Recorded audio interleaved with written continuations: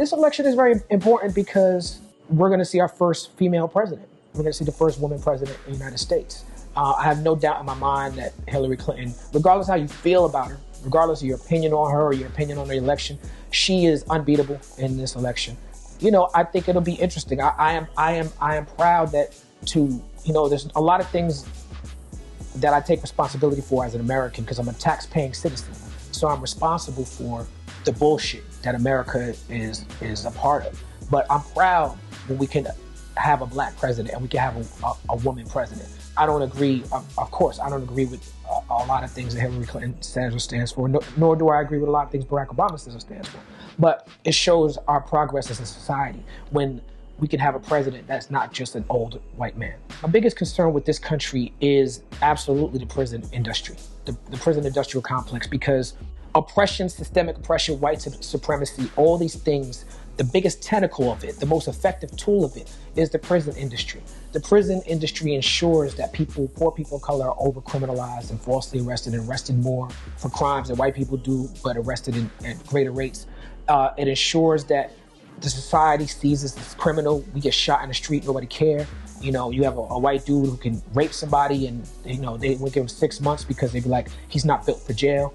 Our prison industry, for-profit prisons, the worst manifestation of systemic oppression. And I think and it's something that's draining the whole country. It's something that doesn't just affect people of color, it affects everybody. So I think if we together focus on eliminating mass incarceration or combating the problem of mass incarceration, I feel like that's a solvable within our lifetime problem that we can affect, that can help a lot of things. Part of the problem with the violence in the inner cities is the diagnosis of it, and people misdiagnose it all the time. And it's a natural instinct to want to be responsible for your own community, and you should be. We have to be accountable for our own, we have to be responsible for our own, but respectability and responsibility and our own accountability only gets us so far when you have a system that's set up to trap us. You have a system that's set up so that people in poor neighborhoods in Chicago have no access to healthcare and have no access to housing and education, have no access to jobs or clean and decent food. When you force people into poverty like that, crime happens, violence happens. We live in a violent society. The rich people in our society drop bombs on innocent poor people all the time.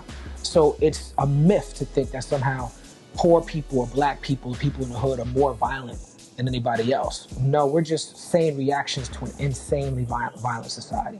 And if we don't acknowledge the systemic oppression, as well as acknowledge our own responsibility, we'll never, ever, ever see what the problem is for real.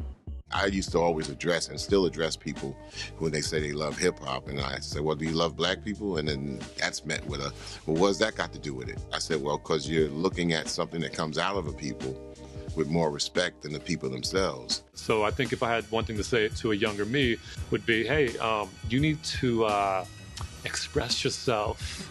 You need to say what's on your mind, especially to someone who loves you. Like, you could work it out, you know? And when I got opportunity to be in the music business, I said, fuck it, and left all that shit. Like I did like 3 years. My last year, I got all incompletes. It wasn't like I didn't get F's and shit. I just said, fuck it. I'm gonna go make more money than all my teachers, and fuck it. We met Will Smith, bro, and he was like, he's like, I heard you guys are from Philly. We're like, yeah. He's like, are you gonna move out here? We're like, yeah. He's like, first step in the right direction.